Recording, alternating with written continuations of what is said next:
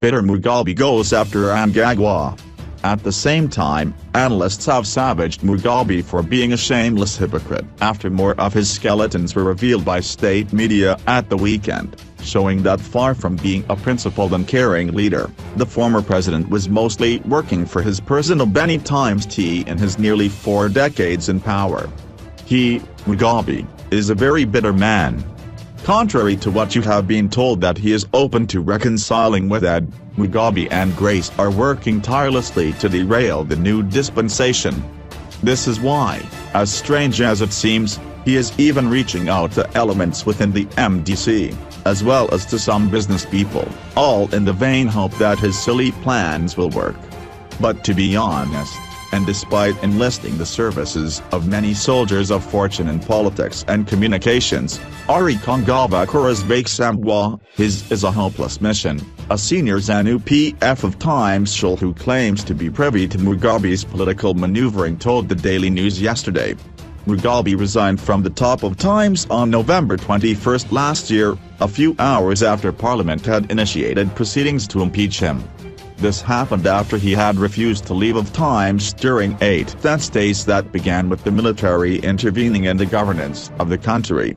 But the 94-year-old has stunned both the authorities and ordinary Zimbabweans alike in recent weeks by re-entering the political arena and holding several meetings with opposition leaders and some former ZANU-PF bigwigs, including openly lending his support to the newly formed National Patriotic Front, NPF, led by retired Brigadier General Ambrose Mnangagwa, who quit the ruling party a fortnight ago. The NPF has since revealed that Mugabe had endorsed the party after he met Mnangagwa at his blue-roofed mansion in Harare. Apart from hosting former cabinet ministers, Mugabe has also held meetings with former Vice President Joyce Mujuru, whom he sacked in 2014 over untested allegations that she and a host of other senior ZANU-PF Times viewers wanted to topple him from power. It has now also been claimed that when Mugabe went to South Africa last week under the pretext of going there to see his son Robert Jr., who is said to have impregnated a South African woman, he had in fact gone there to hold high-level talks with some Generation 40, G40, members and other potential allies in his mission to destroy Mnangagwa. Meanwhile, both analysts and prominent political Times viewers told the Daily News yesterday that Mugabe was playing a dangerous game with his latest foray into politics, saying this also had the potential to destabilize the country. It's now clear that the Mugabes would rather have anyone else in charge of the country after the forthcoming elections than Mnangagwa at the helm. It is an interesting time for Zimbabwe. But the danger is that the current goings-on put Zimbabwe on the edge and carry the potential for strife that can destabilize the country, analyst Maxwell Songwim said. Businessman cum politician Energy Mutodi also warned that Mugabe was taking matters too fast by dabbling in politics, when Mnangagwa's government had treated him with respect. Mugabe has so many skeletons in his cupboard, and can therefore be tried for various crimes, including crimes against humanity. If he keeps trying to relaunch himself in politics and to Times GHT against President Emmerson Mnangagwa, this may end badly for him, Mutodi told the Daily News. University of Zimbabwe political science lecturer Eldred Mnangagwa said while Mnangagwa had tried to assist Mugabe, the former president was seemingly not reciprocating this goodwill. However, he, Mnangagwa, has to tread carefully. He has to maneuver his way in such a way that will not only appease his supporters, but also appease Mugabe's. There is also a need not to alienate the Zazuras. And he, Mnangagwa, must appear to be taking care not only of Mugabe, but also his legacy. But these things require reciprocity.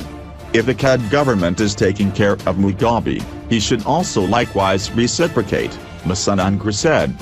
He, Mugabe, has not been acting in good faith thus far. And now we have revelations of Mugabe demanding money and cash. That is a warning sign, he added.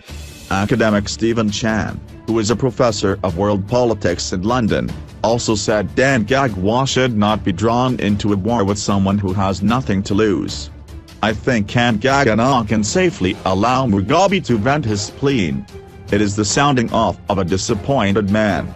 But even those people who still admire Mugabe understand that he allowed the country to decline economically, to a depth still being uncovered. Mnangagwa should concentrate on these economic issues and show a respectful disdain towards the former president, Chan said.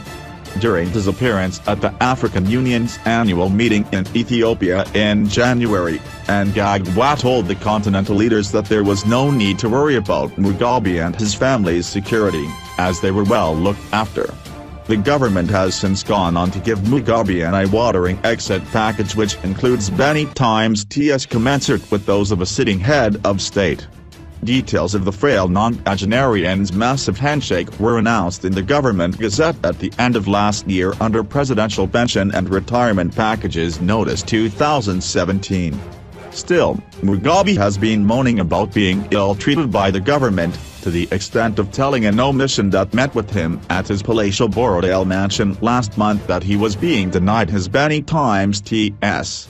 Over the weekend, more of Mugabe's dirty linen tumbled out. After state media accused him of externalizing millions of dollars and owning a staggering 21 farms last week, government newspapers revealed yesterday that the Mnangagwa was getting his salary in bene times ts and cash all along. Mugabe's critics said this was hardly surprising given that at one time, when he was still president, he had revealed that he kept his money under his bed.